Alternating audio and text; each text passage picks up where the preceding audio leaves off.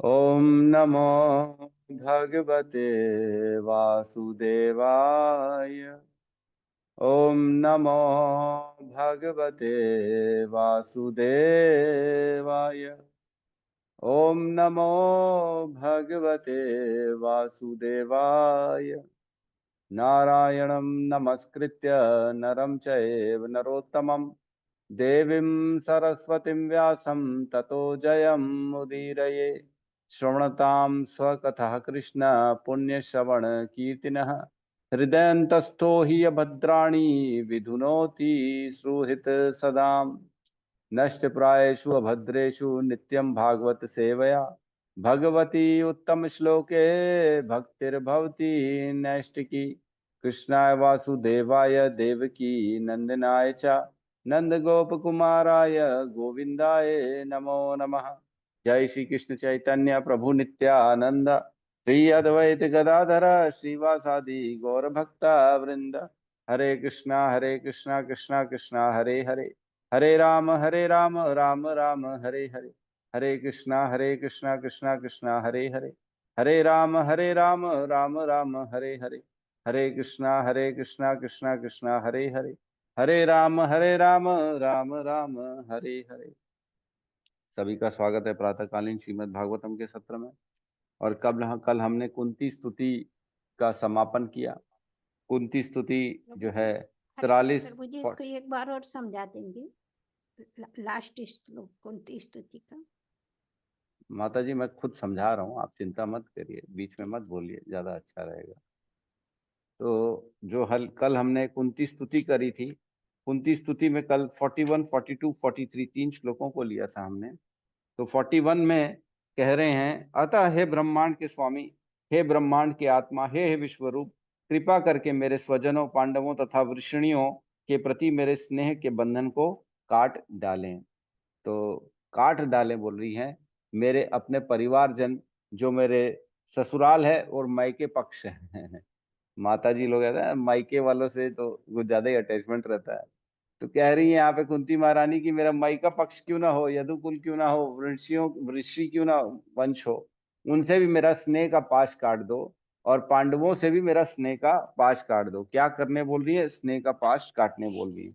और क्या कह रही, क्या नहीं कहने बोल रही है? तो 42 में कह रही हैं कि हे मधुपति, जिस प्रकार गंगा नदी बिना किसी व्यवधान के सदैव समुद्र की ओर बहती है, उसी प्रकार मेरा आकर्षण अन्य किसी ओर को अन्य किसी ओर न बटकर आपकी ओर निरंतर बना रहे। पहले क्या कहा, क्या करने के लिए? मेरे स्नेह को काट दो। अब क्या नहीं करने का रही है? भैया स्नेह तो काट देना, लेकिन अपनी ओर वाला मत काटना, है ना। कृष्ण के प्रति जो स्नेह है वो मत काटना, वो निरंतर बढ़ता रहे, बढ़ता रहे। जैसे गंगा समुद्र के लिए बढ़ती है तो निरंतर उसका फ्लो भी बढ़ता है और उसकी क्वांटिटी भी बढ़ती है ना। देखते होंगे हम, कलकत्ता में इतनी चौड़ी नदी हो जाती है गंगा, और वही हरिद्वार में छोटी होती है, और वहीं गंगोत्री में जाएंगे तो और छोटी रहती है। तो पानी की क्वांटिटी भी कम रहती है और फ्लो भी इतना तेज नहीं रहता जितना आगे धीरे धीरे धीरे धीरे धीरे विशाल हो जाता है। तो वैसे ही गंगा के जैसे एग्जाम्पल दे रही है और कह रही है मेरा आपके प्रति ये प्रेम स्नेह कम ना हो, क्योंकि आप जो हो बंधन काटने वाले हो, और संसार के जो स्नेह है वो बंधन बनाने वाले हैं। जन्म मृत्यु के चक्र से निकलना है तो कृष्ण से संबंध बनाना है, और जन्म मृत्यु के चक्र में फंसना है तो संसार से संबंध बनाना है। ये क्लियर रखना चाहिए। जितना हम अपनों में, परिजनों में, मित्रों में, पुत्र पुत्रियों में, माता पिता भाई बहन में स्नेह बढ़ाते चले जाएंगे, ये बंधन का कार्य है ना। हमें दोबारा आना पड़ेगा उनसे जो हमने आदान प्रदान किया उसके लिए। लेकिन हम अपने जीवन में ये सारे कर्तव्य करते करते कृष्ण की भक्ति करेंगे तो ये सारे के सारे बंधन हमें मुक्ति दिलाने वाले हैं। तो हमने, आपको ध्यान होगा, हमने इस श्लोक पढ़ा था वर्णाश्रम के बारे में, है ना। दो श्लोक पढ़े थे, 1.2.13 और 14। 1.2.13 में कहा था कि अतः पुंभी द्विज श्रेष्ठा वर्ण आश्रम विभागशः स्वनिष्ठुतस्य धर्मस्य संसिद्धिम हरि तोषणम।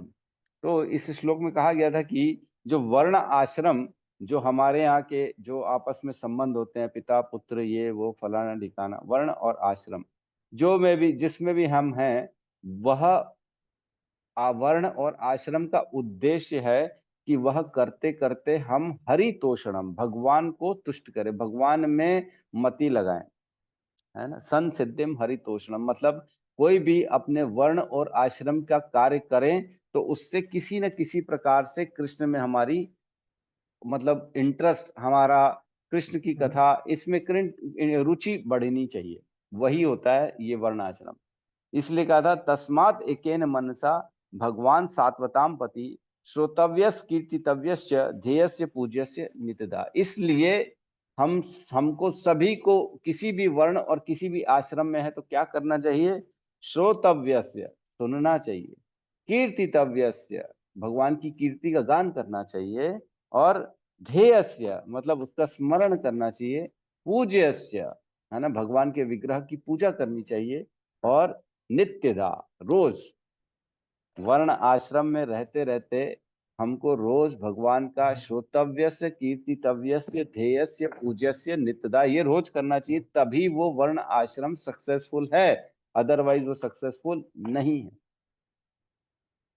ठीक है, तो सारे संबंध जो है हमको कृष्ण के प्रति अपने समर्पित रखने हैं, तभी जाके हमारा वर्ण आश्रम धर्म सफल हो पाएगा, अदरवाइज नहीं हो पाएगा। ठीक है, इसलिए कह रही कि कृष्ण आपके प्रति जो मेरा प्रेम है उसको मत काट देना, संसार वाला काट देना। और 43 मैंने बताया था, बहुत इंपॉर्टेंट श्लोक है ना। तो इसको आप सब कल मैं पूछूंगा, इस श्लोक को याद करके आइएगा, मैंने भी वैसे याद अभी तक किया नहीं है।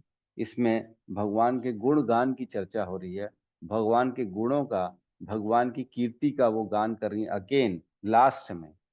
देखो ये सिस्टम है, ये स्टैंडर्ड है कुंती महारानी जो बना रही हैं कि पहले भगवान की हम स्तुतियां करें, उनको प्रणाम करें, उनसे जो है उनके जो है गुणगान करें, और फाइनली जब हम भगवान से अब अपनी वार्तालाप को क्लोज कर रहे हैं तो भी एक बार भगवान को फाइनली प्रणाम ही करना चाहिए, अच्छे से सारा सार को निचोड़ को निकाल के, हे प्रभु आप भगवान हो, आप ये हो, आप वो हो, आप तो फलाना ठिकाना, आपके कारण ही हम लोग हैं, आप सबके हृदय में रहने वाले परमात्मा हो, आपके कारण तो ये संसार हिल भी नहीं सकता, संसार में सारी गतिविधियां आपके कारण ही हो रही हैं, आप ही उद्धार करने वाले हो, आप ही जन्म मृत्यु के चक्र से पार कराने वाले हो, आप ही अभय प्रदान करने वाले हो, आप ही अव्ययम हो, आप ही अनादि हो, आप ही अनंत हो, आपने ही सबको ज्ञान दिया है, आप ही वेद हो। ये सारी चीजें बोल के फिर प्रणाम करना चाहिए। इसलिए आपके चरणों में मैं कोटि कोटि नमन करता हूँ, और मैं शरणागति करता हूँ आपके चरणों में, अपना पूरा जीवन समर्पित करता हूँ, मुझे अपने चरणों में स्थान दो, है ना। ऐसा हमको प्रणाम करना चाहिए। तो कल इस श्लोक पे कल हम फिर चर्चा करेंगे, क्योंकि कल हम इस श्लोक को रिसाइट भी करेंगे, फिर उसमें थोड़ा सा चर्चा करेंगे। आज हम 44, 45, 46 इन 3 श्लोक में प्रवेश करते हैं। अब आगे क्या हो रहा है, ठीक है, तो मैं शेयर कर रहा हूँ स्क्रीन को।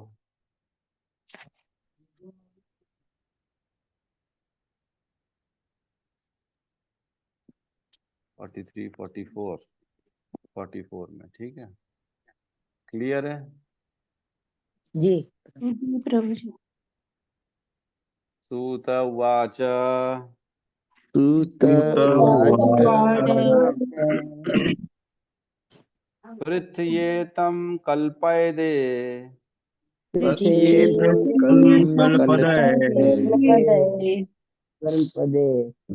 परिणु परिणुताखिलोदय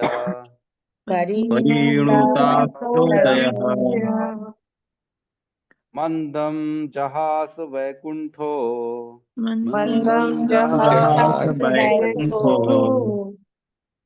मोहयन्निव मायया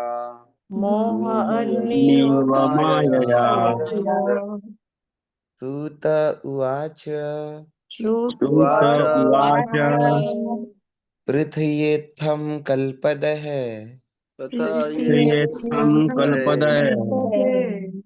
परिणु परिणुताखिलोदयः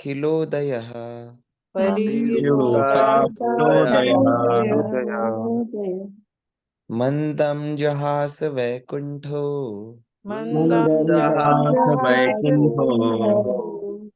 मोहय मोहयन्नीव मायया मोहयन्नेव मायया सूतुवाच सुतोवाच तवाच तथ्येत्थं कल्पदहे प्रियेत्थं कल्पते परिणूताखिलोदया वेणुताखिलोदयः मन्दं जहास वैकुण्ठो मन्दं जहास वैकुण्ठो मोहयन्निव मायया मोहयन्नेव मायया सूत उवाच सुतोवाच तथ्येत्थं कल्पदेह प्रियेत्थं कल्पते परिणुत अखिलोदयः परिणूताखिलोदयः उदयः मन्दं जहास वैकुण्ठो जहास जहास वैकुण्ठो मोहनीव मायया मोहयन्नीव यन्नीव मायया मायया अनुवाद। श्रील सूत गोस्वामी ने कहा, इस प्रकार श्री भगवान अपने महिमा गान के लिए चुने हुए शब्दों में कुंती देवी द्वारा की गई प्रार्थना सुनकर मंद मंद मुस्कुराए। यह मुस्कान उनकी योग शक्ति के समान ही मोहक थी। ओम अज्ञानतिमिरन्धस्य ज्ञानाञ्जनशलाकया चक्षुरुन्मिलितं येन तस्मै श्री गुरुवे नमः। श्री चैतन्य मनोभीष्टं स्थापितं येन भूतले स्वयं रूप कदा मह्यं ददाति स्वपदान्तिकम्। वन्देऽहं श्रीगुरु श्रीयुतपदकमलं श्रीगुरून् वैष्णवांश्च श्रीरूपं साग्रजातं सहगण रघुनाथान्वितं तं सजीवं साद्वैतं सावधूतं परिजनसहितं कृष्ण चैतन्य देवं श्री राधा कृष्ण पादान् सहगण ललिता श्री विशाखान्वितांश्च। हे कृष्ण करुणा सिंधु दीनबंधु जगतपते गोपेश गोपिका कांत राधा कांत नमस्तुते। तप्त कांचन गौरांगी राधे वृंदावनेश्वरी वृषभानुसुते देवी प्रणमामि हरिप्रिय। वाञ्छाकल्पतरोभस्य कृपा सिन्धुभ्य एव च पतितानां पावनेभ्यो वैष्णवेभ्यो नमो नमः। नमो विष्णुपादाय कृष्णपृष्ठाय भूतले श्रीमते भक्तिवेदांत स्वामी इति नामिने। नमस्ते सरस्वती देवे गौरवाणी प्रचारिणे निर्विशेष शून्यवादी पाश्चात्य देशतारिणे। जय श्री कृष्ण चैतन्य प्रभु नित्यानंद श्री अद्वैत गदाधर श्रीवासादि गौर भक्त वृंद। हरे कृष्णा कृष्णा कृष्णा हरे हरे, हरे राम राम राम हरे हरे कृष्णा। तो श्लोक क्रमांक 44 सूत उवाच, मतलब अब सूत गोस्वामी शौनक आदि ऋषियों को वापस से संबोधन कर रहे हैं। वो बता रहे हैं, बोल तो सब सूत गोस्वामी रहे हैं, लेकिन जो है वापस अब उनकी वाक्य क्या बोले जा रहे हैं वो बता रहे हैं। यहाँ पे कह रहे हैं, पृथ्या इत्थम कल पदय। पृथ्या, पृथ्या मीन समझाते, पृथ्या कुंती को कहा जाता है। पृथा पुत्र हमने सुना है भगवत गीता में, कुंती अर्जुन को पृथा पुत्र कहा गया है कि कुंती महारानी के लिए कहा गया पृथा। पृथ्या इत्थम कल्पदय, इस प्रकार कुंती के द्वारा चुने हुए शब्दों में कहा गया, बड़े मधुर शब्दों में जो भगवान को बड़े आनंद देने वाले थे, ऐसे कल्पदय मतलब सिलेक्टेड वर्ड्स, ऐसा अंड बंड कुछ भी नहीं बोल दिया है ना, अच्छे से बोला गया, मतलब चुन चुन के बड़े अच्छे शब्दों में भगवान की जो स्तुति करी गई।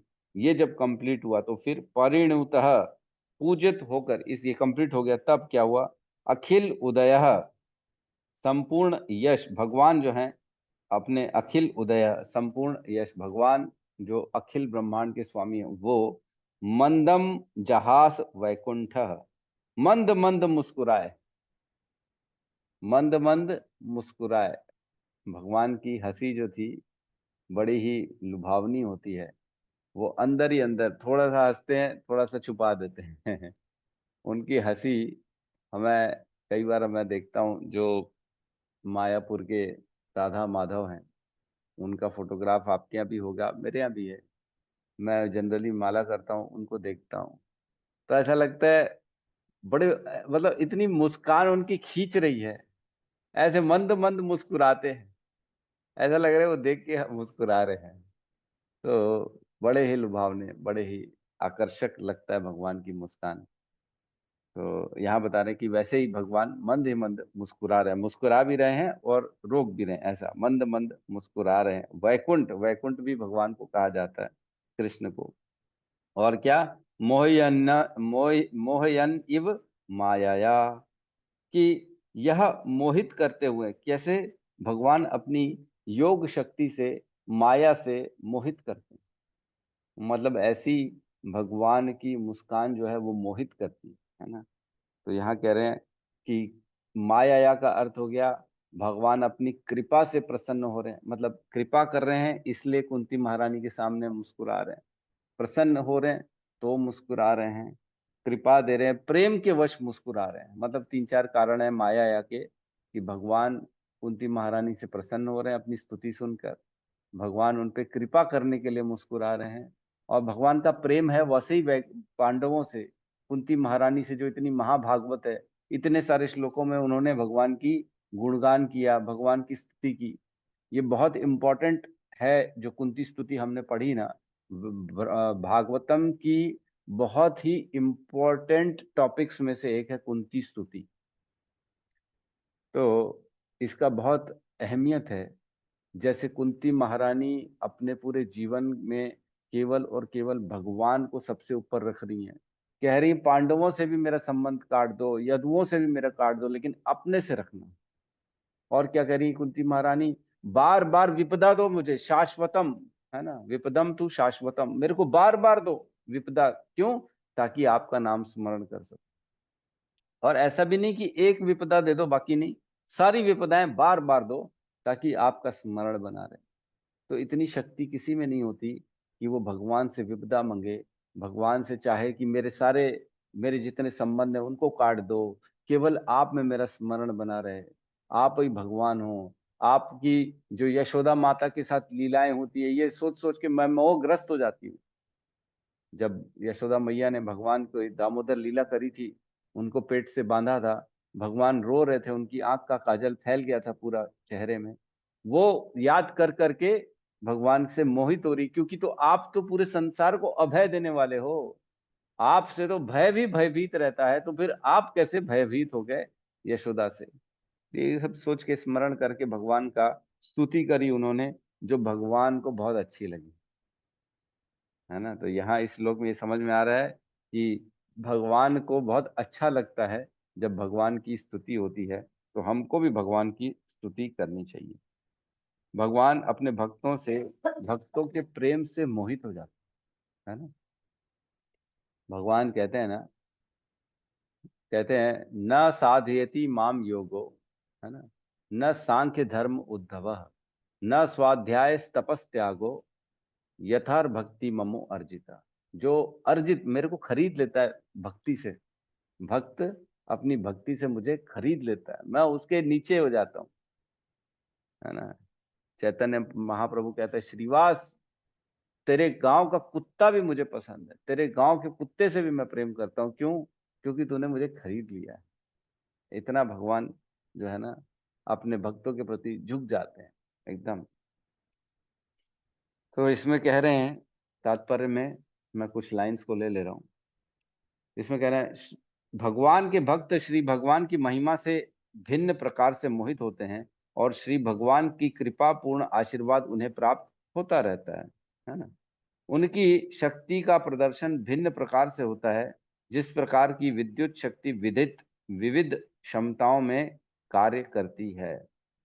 तो जिस प्रकार इलेक्ट्रिसिटी एक ही होती है, और अगर वो एसी में चली जाती है तो ठंडा करती है, और अगर हीटर में चली जाती है तो गर्म करती है, उसी प्रकार भगवान की शक्ति जो होती है ना, भगवान से निकलती है, सबके पास जाती है। वो कोई आसुरी प्रवृत्ति का होता है, कोई भक्त प्रवृत्ति का होता है। तो भगवान की जो है शक्ति भिन्न भिन्न प्रकार से दिखती है, इसलिए हमको मोहित नहीं होना चाहिए, और हमको ये जानना चाहिए कि ये सारा कुछ भगवान, एक ही भगवान है जिनसे ये सारी उनकी ही शक्ति है, उन्हीं की हमको शरणागति करनी। मोहित हो जाते लोग, समझ नहीं पाते, अरे ये भगवान थोड़ी है, ये तो ऐसा हो रहा है, भगवान के कारण नहीं हो रहा है। हर सर्व कारण कारणम, हर चीज के पीछे कृष्ण ही है और कोई नहीं। तो यहाँ पे उत्तम श्लोक का वर्णन किया गया है कि उत्तम श्लोक का क्या अर्थ है। तो उत्तम श्लोक के 3 अर्थ होते हैं।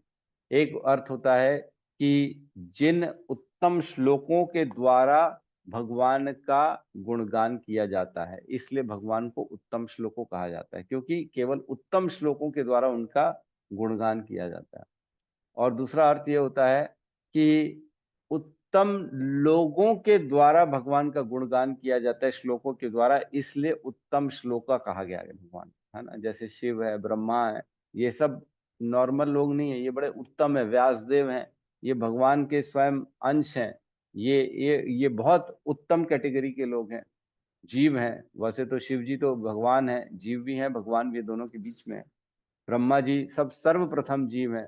तो इन लोगों के द्वारा जिनकी स्तुतियां होती हैं वो है उत्तम श्लोक।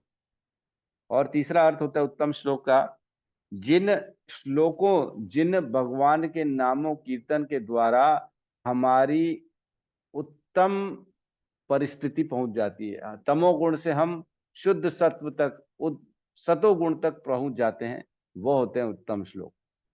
उत्तम श्लोक मतलब वो श्लोक जिनके श्रवण करने मात्र से हमारे हृदय में तमोगुण का अंधकार मिट जाए, है ना, हमारे जीवन में ज्ञान का उदय हो जाए, वे है उत्तम श्लोक। तो इस प्रकार उत्तम श्लोक का वर्णन यहाँ किया गया है।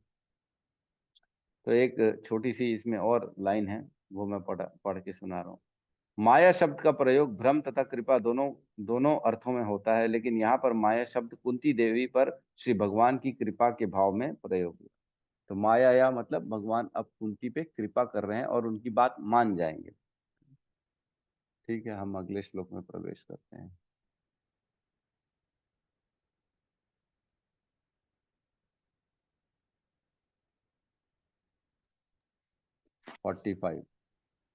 साथ में दोहराएंगे। है ना, ताम्बाड़ित्युपान मंत्रय ताम्बाढ़मुपामन्त्रय प्रविश्य गजसाहावयम् गजसाहावयम् स्त्रियश्च सपुरं यस्यन् स्वपुरं यास्यन् प्रेमणा राज्ञा निवारितः राज्ञा निवारितः ताम्बाढ़म् इति आमन्त्र्य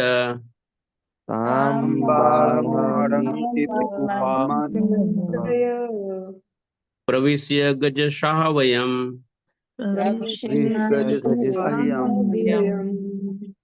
स्त्रियस्य स्वपुरं यास्यन्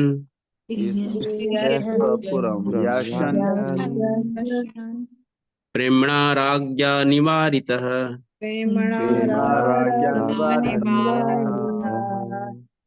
ताम्बाडम् इति उपामन्त्र्य ताम्बाढ़मुपामन्त्र्य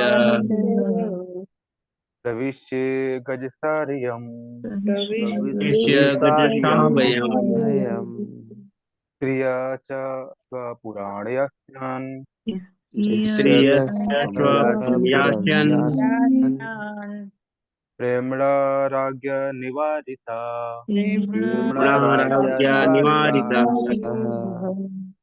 ताम्बाळम् इत्युपामन्त्र ताम्बाढ़म् उपामन्त्र्य गजसाह्यम् प्रविश्य गजसाहावयम् दृश्य स्वपुरं यास्यन् स्त्रियश्च स्वपुरं यास्यन् प्रेम्णा राज्ञा निवारिता राज्ञा निवारितः। अनुवाद। इस प्रकार श्रीमती कुंती देवी की प्रार्थनाएं स्वीकार करने के पश्चात श्री भगवान ने हस्तिनापुर के राजमहल में प्रवेश करके अन्य स्त्रियों को अपने प्रस्थान की सूचना दी, लेकिन उन्हें प्रस्थान करते देखकर राजा युधिष्ठिर ने उन्हें रोक लिया और अत्यंत प्रेम पूर्वक उनसे याचना की। तो यहाँ पे बता रहे हैं कि कुंती की महारानी की सुनकर ताम्बाढ़म इति उपामंत्र्य, मतलब उन सबको स्वीकार, भगवान ने वो सारी स्तुतियां स्वीकार करी। तो स्वीकार करी, देखो कितनी गहरी गहरी बात लिखी है। जब कोई कुछ कहता है तुम गधे हो, तो हम उसको स्वीकार करते हैं क्या? स्वीकार करते तभी तो हम उनको, अरे तू चुप कर, मैं गधा काय का, तू गधा है, तेरा ये गधा, तेरा खानदान गधा, मैं काय का गधा। मतलब हमने उसको स्वीकार कर लिया, इसलिए हम उसको रिएक्शन देते। जब हम स्वीकार नहीं करते तो हमारे क्या लेना देना, कोई कुछ भी बोले। मैंने स्वीकार नहीं किया तो उसकी चीज उसी के पास रह गई। सपोज करो अनिल प्रभु मेरे लिए गिफ्ट लेके आए, बोले लीजिए प्रभु गिफ्ट आपके लिए मैं लेके आया हूँ। मैंने कहा नहीं, मेरे को नहीं चाहिए, तो वो गिफ्ट उन्हीं के पास रह जाएगा और उन्हीं को वापस अपने पास लेके जाना पड़ेगा। उसी प्रकार अगर कोई हमें कुछ कहता है और हमने स्वीकार नहीं किया, तो वो कहा हुआ वाक्य उसी के पास रह जाता है और उसी के साथ वापस जाता है। कोई गधा कह ले, कोई कुछ गंदा गंदा कह ले, अगर हमने स्वीकार कर लिया तो हमारे पास आ गया, और हमने स्वीकार नहीं किया तो वह वाक्य उसी के साथ वापस जाता है। जो कहने वाला है गधा, वही गधा हो जाता है और वो वापस अपने साथ उस वाक्य को लेके जाता है। तो हम स्वीकार कर लेते हैं, हम इसलिए उद्विग्न हो जाते हैं।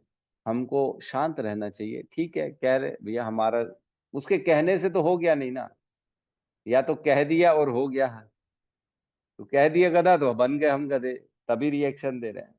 कह दिया गधा, हम नहीं है गधे, तो हमने रिएक्शन भी नहीं है। पता नहीं किसको कह रहा है, मेरे को नहीं मालूम, मैं तो नहीं हूँ गधा, पता नहीं किसको कह रहा है, शायद वो खुद हो। तो हमने स्वीकार नहीं किया तो वो अपने वाक्य अपने साथ लेके गया। तो हमको कभी भी छोटी छोटी बातों में ना, कोई गंदा बोल रहा है, कोई जबरदस्ती लड़ने के लिए आ रहा है, कई लोगों का नेचर होता है बड़बड़ बड़बड़ करते रहते हैं, गंदा अच्छा गंदा, और हमको उद्विग्न करते रहते हैं, हमको प्रोवोक करते रहते हैं कि तुम ऐसा बोलो, तुम ऐसा करो, और हम होते जाते प्रभु। हमको प्रोवोक नहीं होना चाहिए किसी के भी वाक्यों से। हमको शांत रहना चाहिए, हृदय में सोचना चाहिए कि ये जो कह रहा है, ये क्या वाकई में मैं हूँ, ये मेरे से क्यों कह रहा है। हमको रिजेक्ट कर देना चाहिए कि नहीं, तू जान, तेरा काम जाने, मेरे को तेरे साथ इन सब वाक्यों का आदान प्रदान नहीं करना है। तू अपने जो तू लाया है, तू बोल रहा है, वो उसको तू अपने साथ ले।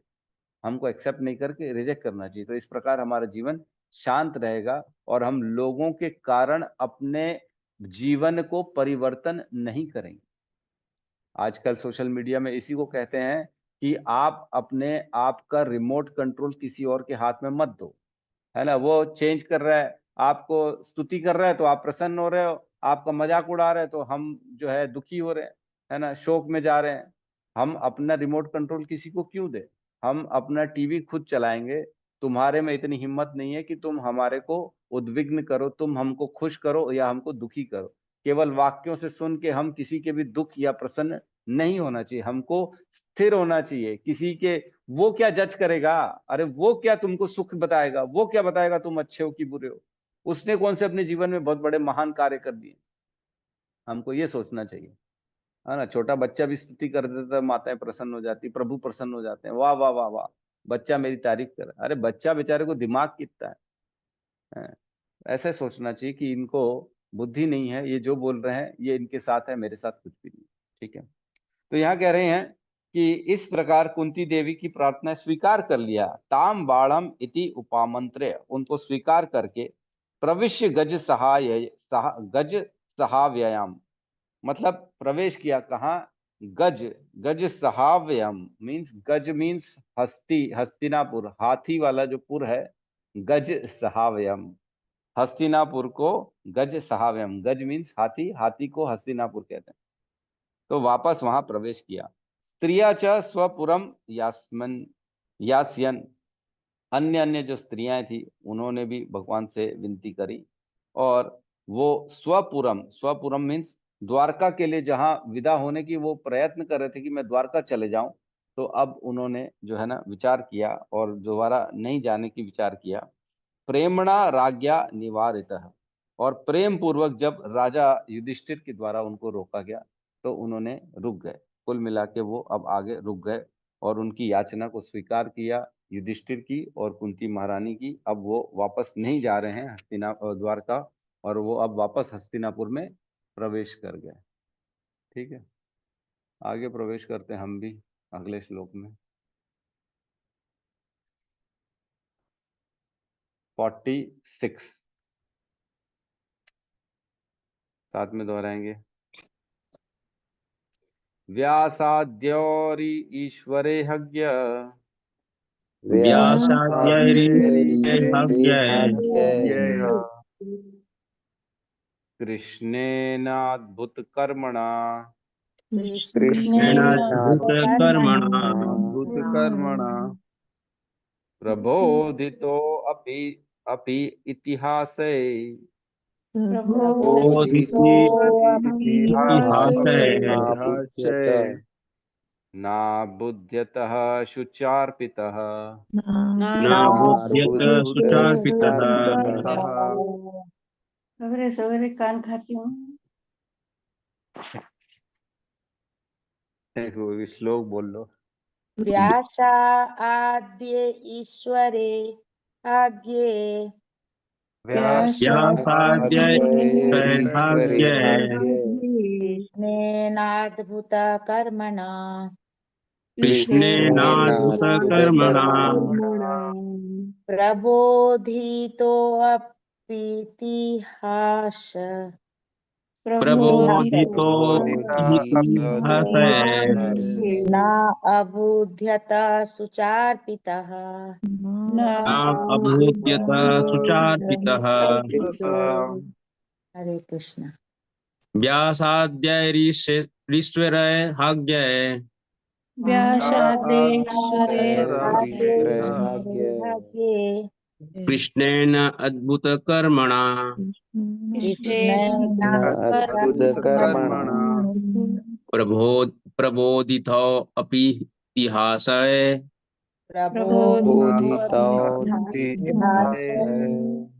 न अबुध्यत सुचार्पितः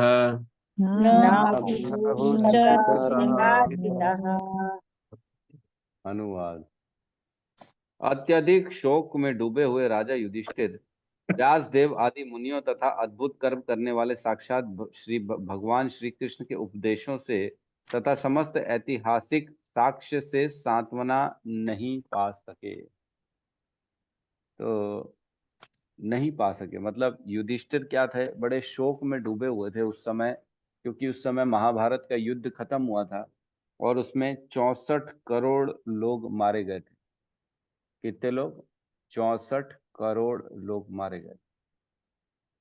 ये तात्पर्य में लिखा है श्रील प्रभुपाद ने। कहीं कहीं 1 अरब 64 करोड़ लिखा गया है, लेकिन इसके इस श्लोक के तात्पर्य में 64 करोड़ लोग मारे गए थे, तो हम 64 करोड़ ही मानेंगे। ठीक है, कहीं कहीं 1 अरब 64 करोड़ भी लिखा है, 164 करोड़ भी मारे गए। ठीक है, अब जो लिखा है तो यहाँ कह रहे हैं इतने लोग मारे गए थे एक युद्ध में। तो युधिष्ठिर महाराज बड़े ज्ञानी थे, धर्म राज थे, हम जानते हैं। युधिष्ठिर महाराज ये सोचते थे कि 64 करोड़ लोग जो मरे हैं वो केवल और केवल मेरे कारण मरे हैं।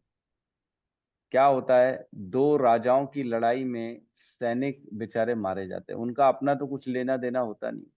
अब क्या हुआ था, दुर्योधन राज देना नहीं चाहता था और युधिष्ठिर को राज मिलना चाहिए था। तो युधिष्ठिर की को गद्दी दिलवाने के लिए केवल इतना बड़ा युद्ध हुआ था। अगर युधिष्ठिर को ये गद्दी नहीं चाहिए, राजा नहीं बनना है, तो फिर युद्ध क्यों होगा? नहीं होगा। लेकिन युधिष्ठिर को राजा बनना है इसलिए युद्ध होगा, इसलिए इतने सारे लोगों की मृत्यु हो गई। तो है तो बहुत गलत। क्या प्रभु जी, इतने लोगों को मार के वाकई में क्या उचित है राजा बनना? तो इसीलिए युधिष्ठिर महाराज जो थे, क्योंकि वो आसक्ति नहीं थी उनकी राजा में, उनको कोई ऐसा मोह नहीं था राज्य में, लेकिन वो धर्म के अनुसार चलते थे जीवन को, इसलिए उनको अंदर ही अंदर शौक होता था, केवल मेरे को राजा बनना था, इसलिए इतने सारे लोग मारे गए, इन सब लोगों की मृत्यु का कारण मैं हूं, ये शौक था युधिष्ठिर महाराज। ठीक है, तो श्लोक को देखते हैं। व्यास आद्य और ईश्वरे हज्ञे, मतलब व्यास और आदि अन्य अन्य मुनि और व्यासदेव जो होते हैं, जो भी वहां पे थे, इतने सारे लोग जो हैं वो ईश्वर इहा अज्ञे, ईश्वर की इच्छा को कोई समझ नहीं सकता। जितने लोग थे वो कोई नहीं समझ सकते। क्या कह रहे हैं? कृष्णेन अद्भुत कर्मणः, कृष्ण जो कि एकदम अद्भुत कार्य करने वाले होते हैं, वो क्या करेंगे, उनकी क्या इच्छा, ये कोई नहीं समझ सकता, कोई भी नहीं समझ सकता। और क्या लिख रहे हैं, प्रबोधितो अपिता इहास्यो, प्रबोधितः अपि इतिहासो, मतलब इतिहास मतलब इतना बड़ा युद्ध हुआ, इतने सारे लोग मारे गए, इस पे ढांढस बंधा गया है। प्रबोध मीन्स इनको जो है ना सांत्वना देने की कोशिश की गई सबके द्वारा, किसको, युधिष्ठिर महाराज को, लेकिन उनको सेटिस्फेक्शन नहीं मिल रहा था, है ना। क्या, न अबुद्यत शुचार पिता, वो अपने दुख से संतुष्ट हो ही नहीं पा रहे थे युधिष्ठिर महाराज कि मैंने सही किया। कृष्ण, व्यास, अन्य अन्य ऋषि उनको समझा रहे थे युधिष्ठिर को कि नहीं, जो हुआ वो धर्म संगत था, जो हुआ वो जरूरी था, जो हुआ उस पे शोक मत करो, तुम दुखी मत हो। लेकिन वो मानने को तैयार नहीं थे, और वो कह रहे थे कि नहीं, इसका कारण तो मैं हूं, मेरे कारण इतने लोगों की हत्या हो। तो इस श्लोक को समझना थोड़ा सा इतना आसान नहीं है ना। ये श्लोक दिख तो रहा है बड़ा इजी, लेकिन इसमें ट्विस्ट है, एक ट्विस्ट है। यहाँ कृष्ण को अद्भुत कर्मणा कह रहे हैं, है ना। क्यों कह रहे हैं कृष्ण को अद्भुत कर्मणा? क्योंकि हम जानते हैं भगवान सबके हृदय में रहते हैं, और भगवान ही किसी चीज का ज्ञान प्रदान करते हैं। ज्ञान ही हमारे अंदर भगवान ही परमात्मा के रूप में हमारे हृदय में बैठते हैं, और वही ज्ञान दिलाते हैं कि ये ज्ञान ऐसा है, वो ऐसा है, ये ऐसा वैसा, है ना। सर्वस्य च हम हृदय सन्निविष्टो मतः स्मृति ज्ञानम अपोहनम च, मैं ही उनको याद दिलाता हूं, मैं ही ज्ञान देता हूं, और मैं ही भुला देता हूं। तो यहाँ कह रहे हैं युधिष्ठिर को जब इतने लोग सांत्वना दे रहे थे, तो वो क्यों नहीं समझ पा रहे थे। व्यास देव जैसा व्यक्ति अगर युधिष्ठिर को समझा रहा है कि नहीं नहीं, जो हुआ ठीक हुआ, अनुकूल हुआ, धर्म संगत हुआ, तो भी वो इस शोक से बाहर नहीं निकल पा रहे थे, तो इसका कारण बता रहे हैं। इसका कारण है कृष्ण, अद्भुत कर्मणा। ये कृष्ण का अद्भुत कार्य है कि जब उसको इतने बड़े बड़े ऋषि महामुनि लोग समझा रहे हैं, तो भी युधिष्ठिर समझ नहीं पा रहा है, क्योंकि युधिष्ठिर के हृदय में कृष्ण बैठे हैं, और कृष्ण की इच्छा कुछ और ही अलग है। इसलिए कोई भगवान की इच्छा समझ नहीं पा रहा है, और युधिष्ठिर कृष्ण की अनुमति नहीं मिल रही है, उनके हृदय में बैठ रहे हैं, और फिर भी कृष्ण उनको समझा रहे हैं कि युधिष्ठिर को कि नहीं नहीं, ये गलत बोल रहे, तू दुख में ही रहो। समझ में आ रहा है मैं क्या बोल रहा हूं, कि कृष्ण ही व्यासदेव और अन्य मुनियों के द्वारा युधिष्ठिर को सांत्वना दिलवा रहे हैं। इतने उत्कृष्ट, इतने महान, इतने ज्ञानी लोग युधिष्ठिर को समझा रहे हैं कि दुखी होने का कोई जरूरत नहीं है, लेकिन युधिष्ठिर के हृदय में ही कृष्ण बैठे हैं, जो उनको ज्ञान देने वाले हैं। हृदय में बैठ के उन्होंने स्विच ऑफ कर दिया है कि तू समझना नहीं, और तू दुखी ही रहना, है ना। समझ में आ रहा है इस श्लोक का अर्थ, है ना, कि कृष्ण ही हमारे को समझने में शक्ति कैसे आती है, जब हृदय में बैठे रहते हैं भगवान, और वो अलाउ करते हैं कि तुम अब इसको समझो, तब हम समझते हैं। बुद्धि बुद्धिमताम अस्मि, भगवान कहते हैं लोगों की बुद्धि मैं हूं। तो युधिष्ठिर की बुद्धि कौन है? कृष्ण है। कृष्ण युधिष्ठिर को अभी इस शोक से निकलने का मार्ग प्रदर्शित नहीं कर रहे हैं उनके हृदय से, जबकि बाहर से लोग बोल रहे हैं कि नहीं नहीं, कोई बात नहीं, अलग अलग तरीके से समझा रहे, तो भी कृष्ण उनको अंदर से समझने नहीं दे रहे। तो भी युधिष्ठिर अभी भी दुखी की दुखी है कि नहीं, इन सब के लोगों के मृत्यु का कारण तो मैं हूं। समझ में आ रहा है ना, ये चीज थोड़ी सी ऐसी है। तो हम एक बार इसके ना तात्पर्य में प्रवेश करते तो इजीली समझ में आ जाएगा। तो अपने लिए कुरुक्षेत्र के युद्ध में मनुष्यों के सामूहिक रक्तपात से पुण्य आत्मा राजा युधिष्ठिर अत्यंत खिन्न थे, है ना। यही चीज है कि इतने लोग मारे गए, इसके लिए जिम्मेदार वो अपने आप को मान रहे थे, और वो ये मानते थे कि मैं ही जो है इसका कारण हूं, है ना। एक प्रकार से देखा जाए तो युद्ध करने की कोई आवश्यकता नहीं थी, लेकिन न्याय के सिद्धांत की दृष्टि से युधिष्ठिर को सिंहासन संभालना था। एक तरह से तो जरूरी नहीं है, अब चुपचाप बैठे रहते गांव में, नहीं लड़ते तो ठीक है, लोग तो कम से कम नहीं मरते, लेकिन न्याय जो था उसके लिए तो उनको लड़ना पड़ेगा। तो सेकंड पैराग्राफ में कहते हैं, महाराज युधिष्ठिर को मात्र सिंहासन दिलाने हेतु यह सामूहिक वध मन को भयंकर दुख देने वाला। उनके मन को भयंकर दुख दे रहा था कि मेरे को केवल राज सिंहासन देने के लिए इतने लोगों का वध हो गया, इतने लोग मारे गए, इतने लोगों का घर उजड़ गया। यह युद्ध न्याय संगत है कि नहीं है? इसी इसी कंफ्यूजन में युधिष्ठिर महाराज दुखी थे, बहुत दुखी थे। वो समझ ही नहीं पा रहे थे कि केवल मेरे को राज्य दिलाने के लिए इतने लोग मारे गए। उनका जिम्मेदारी ये बन रहा था कि मेरे कारण ये सब मारे गए। तो इसमें एक पैराग्राफ है, उसमें कह रहे हैं, इसकी विवेचना यह है कि श्री भगवान ने ईश्वर के रूप में राजा युधिष्ठिर तथा श्रील व्यासदेव दोनों के ही हृदय में स्थित होकर इससे भी अधिक अति मानवीय कार्य किया, क्योंकि श्री भगवान की ऐसी इच्छा थी। राजा युधिष्ठिर के परमात्मा के रूप में उन्होंने राजा को व्यासदेव तथा स्वयं एवं अन्य व्यक्तियों के शब्दों से आश्वस्त नहीं होने दिया।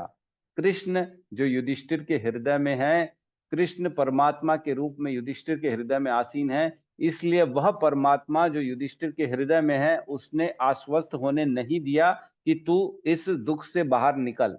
वो दुख के दुखी ही थे युधिष्ठिर महाराज। क्यों? इसके पीछे एक भगवान की और प्लानिंग चल रही थी, कृष्ण की प्लानिंग चल रही थी। क्या प्लानिंग चल रही थी? कि युधिष्ठिर मेरी बातों से भी प्रसन्न नहीं होगा, व्यासदेव की बातों से भी प्रसन्न नहीं होगा, अन्य लोगों की बातों से भी प्रसन्न नहीं होगा। किसकी बातों से प्रसन्न होगा? भीष्म पितामह की बातों से प्रसन्न होगा। प्लानिंग चल रही थी कृष्ण की, नेक्स्ट स्टेप क्या करना है, इसलिए युधिष्ठिर को अप्रसन्न रहने दो, दुखी में रहने दो, ताकि युधिष्ठिर को मैं खुद लेके जाऊंगा भीष्म के पास और भीष्म का दर्शन कराऊंगा और भीष्म के मुख से इसको धर्म का ज्ञान सुनवाऊंगा। तो इससे क्या होगा? भगवान के जो भक्त है भीष्म पितामह, उनकी भी ख्याति बढ़ेगी। और जो इंतजार कर रहे हैं कि मेरे प्रभु आएंगे मेरे पास दर्शन करने के लिए, तो मैं खुद युधिष्ठिर के साथ उनके पास जाऊंगा उनको दर्शन देने के लिए। तो ये भगवान की अलग ही प्लानिंग चल रही है दूसरे डायमेंशन में। इसलिए भगवान हृदय में उनको परमिशन ही नहीं दे रहे थे कि जो है तुम ये करो। तो इसका एक एग्जाम्पल आता है, जब कृष्ण गए थे दुर्योधन के पास, है ना, जो क्या कहते हैं ना, वापस जोड़ने के लिए 5 गांव मांगने गए थे, है ना, शांति वार्ता करने गए थे कि ठीक है लड़ाई नहीं करते, तुम एक काम करो 5 पांडवों को 5 गांव दे दो। तब कृष्ण गए वहां पे राज्यसभा में, बोला कि 5 पांडवों को 5 गांव दे दो कम से कम, वो क्षत्रिय हैं, वो लड़ेंगे नहीं, वो किसी को वध नहीं करना चाहते, तुम 5 गांव दे दो, वो शांति से 5 गांव में रहेंगे। तो दुर्योधन ने कहा कि मैं समझ रहा हूं तुम जो कह रहे हो सही कह रहे हो, लेकिन मेरे को अंदर से ना ये निकल नहीं रहा भाव कि मैं उनको 5 गांव भी दे दूं। समझ में आ रहा है? मतलब दुर्योधन समझ रहा था कि मेरे को 5 गांव देने चाहिए, लेकिन दुर्योधन के अंदर हृदय में जब कृष्ण बैठे हैं, वो उसको परमिशन ही नहीं दे रहे कि तू मान, तू ये बात को मान, है ना।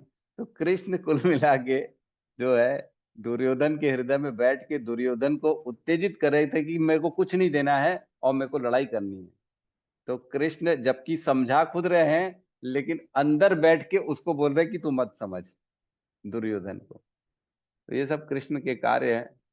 कृष्ण क्या करते क्या नहीं करते, इसीलिए तो कहते हैं ना, मुह्यंत यद सूर्य, है ना, जन्माद यस्य यतो अन्वयात इतरस्य अर्थेषु अभिज्ञ स्वराट तेने ब्रह्म हृदय आदि कवि मुह्यंत यद सूर्य। आपकी बातें जो है ना वो तो देवताओं को भी समझ में नहीं आती। मुह्यंती, कोई नहीं समझ सकता आप क्या चाहते हो, क्या कराना चाहते हो, किससे क्या करा दो, किसको क्या समझा दो, आप ही जानो भैया, और कोई नहीं जानता है। तो यहाँ पे कृष्ण की प्लानिंग चल रही है कि उनका जो भक्त है भीष्म पितामह, जो सरसैया पे लेटा हुआ है, मैं जाऊं उसको दर्शन दूं, क्योंकि वो मेरे लिए लेटा हुआ 56 दिन तक वो लेटे हुए थे, है ना, भीष्म पितामह। तो वो भगवान के इच्छा वेट कर रहे थे कब भगवान कृष्ण आएंगे दर्शन देने के। बहुत बड़े भक्त हैं भीष्म पितामह। अब यहाँ पे माहौल बन रहा है। अब अगला जो हमारा अध्याय है वो भीष्म पितामह का ही अध्याय है ना। कौन सा अध्याय है? कि भीष्म देव का देह त्याग, कृष्ण की उपस्थिति में भीष्म देव का। तो भीष्म पितामह ज्ञान देंगे युधिष्ठिर को और ये लोग सब जाएंगे उनके पास मिलने। तो अब वो सारा सीनियर ये बन रहा है। तो यहाँ भगवान ने युधिष्ठिर के हृदय में समझा दिया कि तेरे को मानना नहीं है, तेरे को मैं भीष्म के पास लेके जा। ठीक है, तो यहाँ किसी का कोई प्रश्न है तो हम ले सकते हैं।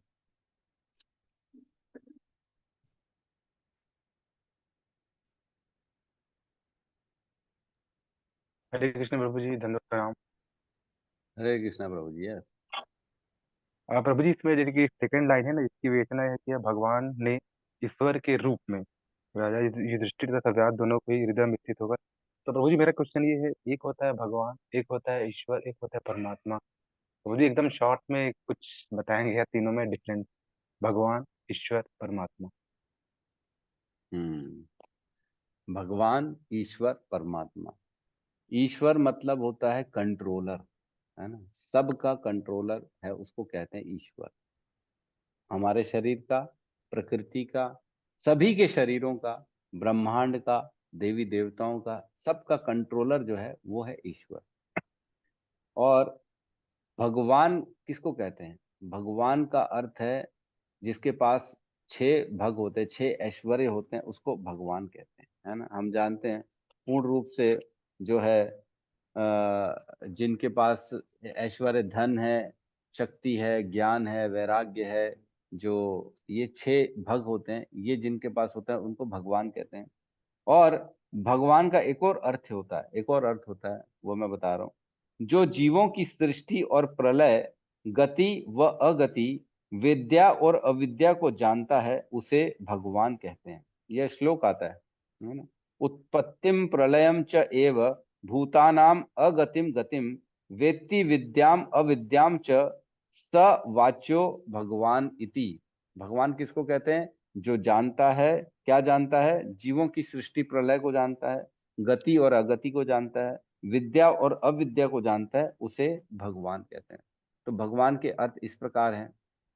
और ईश्वर का अर्थ मैंने बता दिया। और क्या पूछा? परमात्मा आपने ना। परमात्मा। परमात्मा जो है ना, वो भगवान का ही स्वरूप है, जो सबके हृदय में रहते हैं, कण कण में चले जाते हैं, वह परमात्मा कहलाते हैं, है ना। जब हम जानते हैं गर्भोदक्षाई विष्णु इस सृष्टि में प्रवेश करते हैं, फिर उनकी कमल नाभि से ब्रह्मा जी उत्पन्न होते हैं, ब्रह्मा जी पूरी सृष्टि को बनाते हैं, उसमें सब जीवों को डालते हैं, हर चीज को रखते हैं, लेकिन वो क्रियावान नहीं होती है, वो अक्रिय रहती है, वो निष्क्रिय रहती है। तो तब भगवान अपना एक अंश जो होता है परमात्मा के रूप में, जिसको क्षीरोदक्षाई विष्णु भी कहते हैं, वो हर जगह प्रवेश करते हैं, हर किसी के पास जाते हैं और उस चीज को क्रियाशील बनाते हैं। परमात्मा हम सबके हृदय के रूप में है, जो भगवान की ही शक्ति है, भगवान का ही विस्तार है। और परमात्मा का क्या कार्य होता है? उपदृष्टा अनुमंता च उपदृष्टा अनुमंता च भर्ता भोक्ता महेश्वर परमात्मा इति च अभियुक्तो देहे अस्मिन पुरुषा परम। एक परम पुरुष है जो सभी देहों के अंदर रहता है, और उसका कार्य क्या है? उपदृष्टा और अनुमंता। वही देखने वाला है, वही अनुमति देने वाला है, और भक्ता भोक्ता महेश्वर, वही सभी एक्चुअल में चीजों को भोगता है। वो कौन है? वो परमात्मा है। तो इस प्रकार से हम समझ सकते हैं। और ये तीनों कौन है? ये तीनों कृष्ण की ही विस्तार है, कृष्ण की ही शक्तियां हैं। कृष्ण कौन है? वह तीनों वही है, परमात्मा भी वही है, भगवान भी वही है, ईश्वर भी वही है, लेकिन उनकी शक्तियों से ऐसे अलग अलग अलग अलग हम देखेंगे तो उनकी एक शक्ति है जो पूरे ब्रह्मांड में प्रवेश करती है, उसको परमात्मा कहते हैं। उन्हीं की एक शक्ति है जिससे सबको वो कंट्रोल करते हैं, उसको कहते हैं ईश्वर। और उनको भगवान भी कहते हैं क्योंकि वो सबके बारे में जानते हैं। ठीक है, तो इस प्रकार से हम समझ सकते हैं तीनों चीजों को। जी प्रभु जी, और एक बच गया प्रभु जी, ब्रह्मज्योति, मतलब भगवान के शरीर से निकलने वाली दिव्य प्रकाश, उनके हाँ, शरीर। ब्रह्म तेज तो आप जानते ही हो, ब्रह्म ब्रह्म से। तेज, जी। ब्रह्म प्रकाश, ब्रह्म। जो लोग ब्रह्मवादी होते हैं वो केवल ब्रह्म तक सोचते हैं कि वो एक प्रकाश है, बस वहीं से सब कुछ हो रहा है, वो एक शक्ति है, जो कि सच है, वो गलत नहीं है, लेकिन वो उसके ऊपर नहीं जा पा रहे हैं। वो उनको ज्ञान है, लेकिन वो भगवान को पुरुष के रूप में नहीं जान रहे कि भगवान एक व्यक्ति भी है और उस व्यक्ति से ये पूरा प्रकाश निकल रहा है, ये नहीं जान पा रहे। वो केवल प्रकाश तक पहुंचे कि नहीं नहीं, भगवान व्यक्ति नहीं, वो एक प्रकाश है। लेकिन जिसके पास शील प्रभुपाद जैसे गुरु हों, आचार्य हों, जिनके पास उनके तात्पर्य हों, उनके बताए गए ज्ञान हो, वो जरूर जान जाएगा कि ये प्रकाश के पीछे एक व्यक्ति बैठा है, और वो व्यक्ति से प्रकाश निकल रहा है, और व्यक्ति कौन है? वो कृष्ण है और कोई नहीं है। तो यही लोग भ्रमित हो जाते हैं कि वो विष्णु है, वो शिव है, वो केवल शक्ति है, वो केवल माया है, वो केवल प्रकृति है, तो ये ब्रह्मवादी है, शून्यवादी है, ये लोग सब उस लेवल तक नहीं पहुंच पा रहे जहां तक प्रभुपाद पहुंच चुके हैं। और हम सब की ये बड़ा ही मतलब भाग्य है, जो हम भाग्यवान हैं हम लोग सब, जो हम लोग शील प्रभुपाद के इस इस्कॉन में जुड़े हैं और उनका ज्ञान हम सबको मिल पा रहा है, उनके बताए हुए तात्पर्य हमारे साथ हैं, जिनको पढ़ के हम आसानी से इजीली समझ सकते हैं कि भगवान कौन है, परमात्मा कौन है, ईश्वर कौन है, व्यक्ति के रूप में है कि नहीं है, वो क्या निराकार है, क्या उनका कोई आकार है कि नहीं, ये सारी चीजों का ज्ञान प्रभुपाद की कृपा से हमको बड़े आसानी से मिल गया। ठीक है प्रभु जी। जी बहुत बहुत धन्यवाद प्रभु जी। हरे कृष्णा। हरे कृष्णा।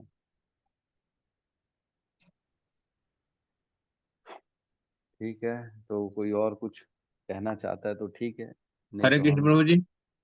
प्रभु जी यस चैट प्रभु जी। बॉक्स में एक क्वेश्चन आया था माता जी का। अच्छा, चैट बॉक्स में भी प्रश्न आए हैं, ओके ओके। तो राधिका माता का प्रश्न है, कुंती देवी को भगवान ने फिर क्या बोला? स्तुति सुन के स्वीकार करके यह वर्णन नहीं आया ना प्रभु।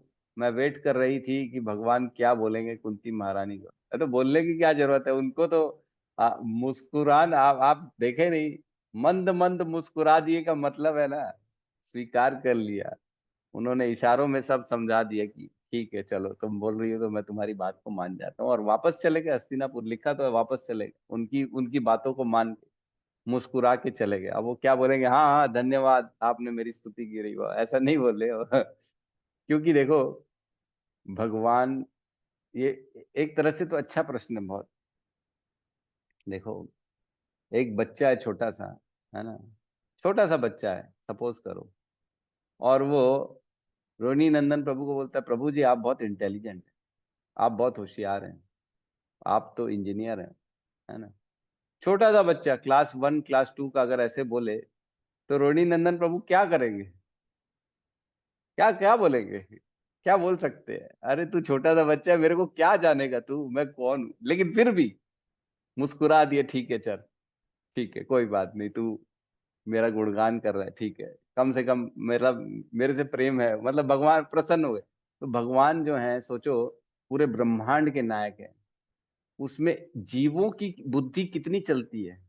उसके बाद कुंती महारानी अपनी बुद्धि से भगवान की स्तुति कर रही है, तो इसी प्रकार हो गया, एक इंजीनियर है और उसकी उसको एक छोटा सा बच्चा बोल रहा है आप बहुत इंटेलिजेंट हो, आप होशियार हो, आप बड़े अच्छा काम करते हो। ऐसे ही हुआ ना, कुंती महारानी भगवान की स्तुति कर रही है, जो ब्रह्मांड नायक, जो जिनका कभी अंत नहीं होता, जिनका कोई आदि नहीं है, जो कोई अंत नहीं है, जो सबको जानते हैं, जिनसे कुछ छुपा ही नहीं है, उनको कह रही हैं कुंती महारानी आप तो सर्वशक्तिमान हो, आप तो ईश्वर हो, आप तो ये हो, आप तो वो।